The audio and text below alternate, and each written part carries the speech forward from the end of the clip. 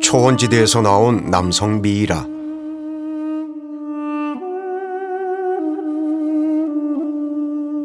주인의 한 생애를 기록하듯 문신이 새겨져 있다.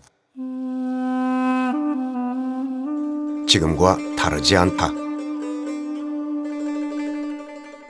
용맹하고 사나운 동물들.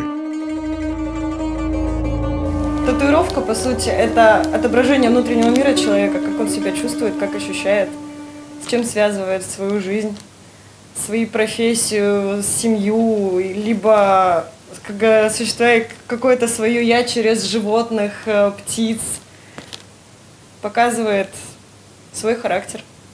Вот. Во-вторых, кто-то хочет перенять силу льва или гибкость кошки, взор орла. Просто многие люди связывают себя с какими-то животными, отождествляют свое «я» через животный мир.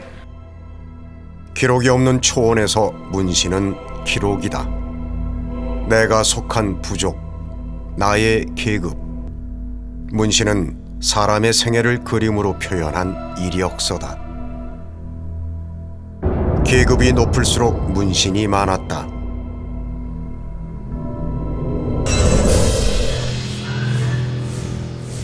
미라는 포르투갈어다. 사전적 의미로는 썩지 않고 건조되어 원래 상태에 가까운 모습으로 남아있는 인간이나 동물의 시체를 뜻한다. 그런가 하면 사막처럼 건조한 기후에서 자연적으로 만들어진 미라도 있다. 또 빙하나 추운 기후에서 냉동돼 만들어진 미라도 있는데 잉카 얼음 소녀로 불리는 이 미라는 아르헨티나 북서부 해발 6,700m 높이의 분화구에서 발견됐다.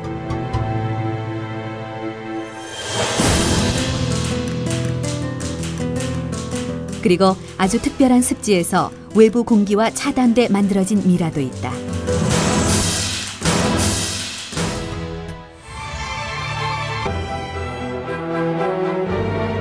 아이스맨은 해발 3,200m의 알프스 산맥 웨츠탈 지역에서 꽁꽁 언 미라 상태로 발견됐다. 그가 발견된 지역의 이름을 따서 웨치라고 불린다.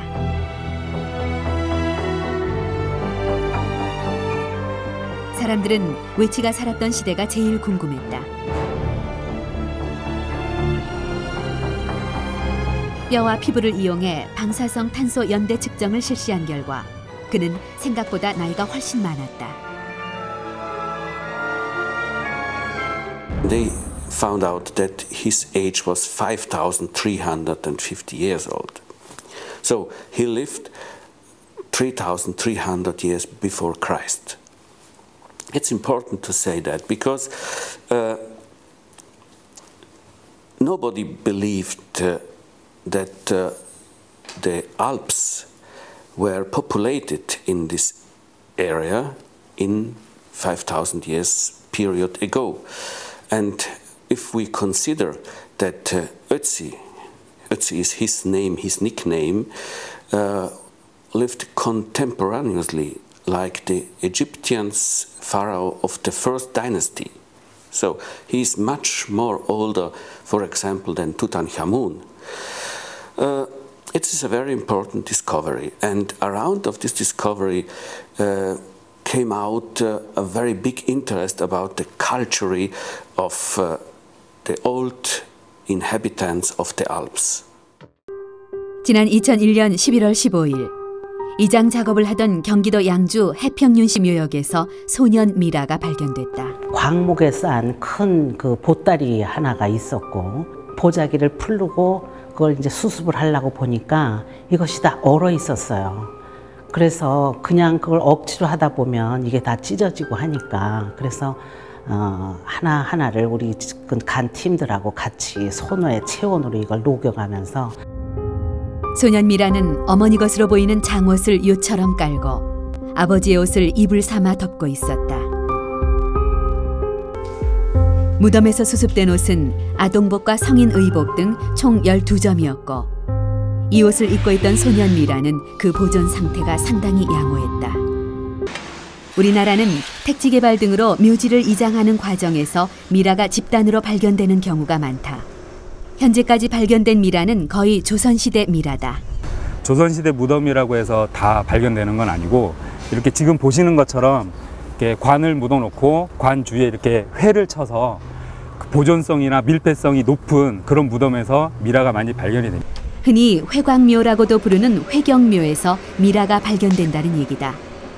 회경묘는 회로 격, 그러니까 벽을 쳤다는 얘긴데 너무 단단해서 굴착기가 동원되는 경우가 다반사다.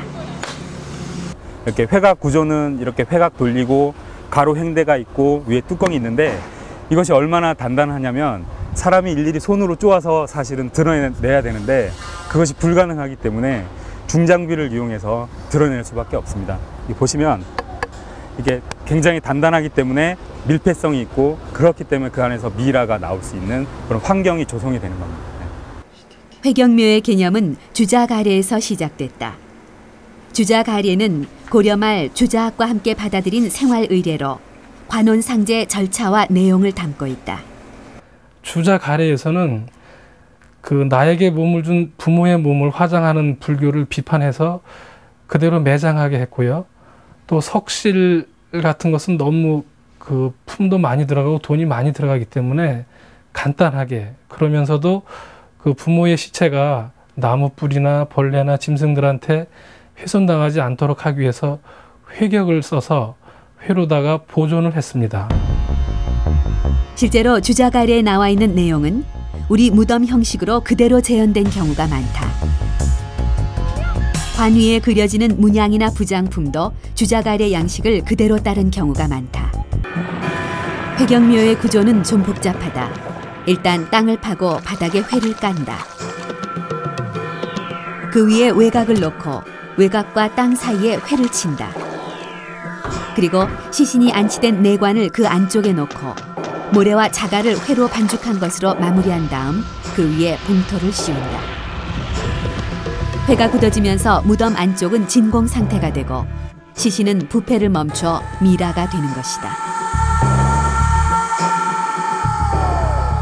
우리나라 미라는 무덤을 만드는 과정에서 의도하지 않게 생겨났다는 것이다. 그렇다면 얘기를 좀 정리해보자. 우리 미라는 주자가례가 들어온 이후, 그러니까 조선시대에 만들어졌다. 또 주자가례 방식으로 무덤을 만들었다는 것은 무덤의 주인공이 유교를 신봉하는 사대부와 그 가족이란 얘기가 된다. 어떤 인공적인 그 가공을 하지 않은 상태에서 자연적으로 만들어져 이 상태이기 때문에, 그리고 또 그 안에 그 족보나 문서 같은 개인의 신원을 확인할 수 있는 여러 가지 유물들이 들어있어서 이 사람이 누구인지를 파악할 수 있다는 점이 첫 번째 특징이 되겠고요. 지난 2006년 4월 경남 하동.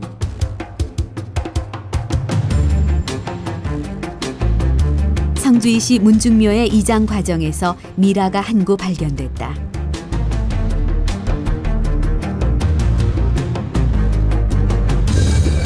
단단한 회격 안에 곽과 관을 모두 갖춘 회경묘의 초기 형태였다.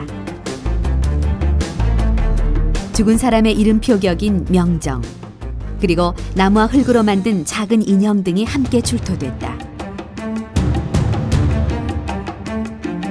회경묘의 구조로 보아 미라의 생존 시기는 500년 전쯤으로 추정됐다.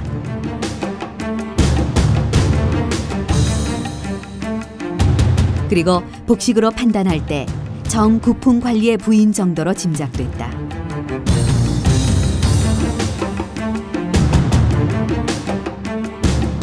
일단 컴퓨터 단층 촬영을 실시했다. 하동 미라의 CT 결과는 현대인에게 나타나는 섬유 이형성증이란 질병이 조선시대부터 존재했다는 증거가 됐다.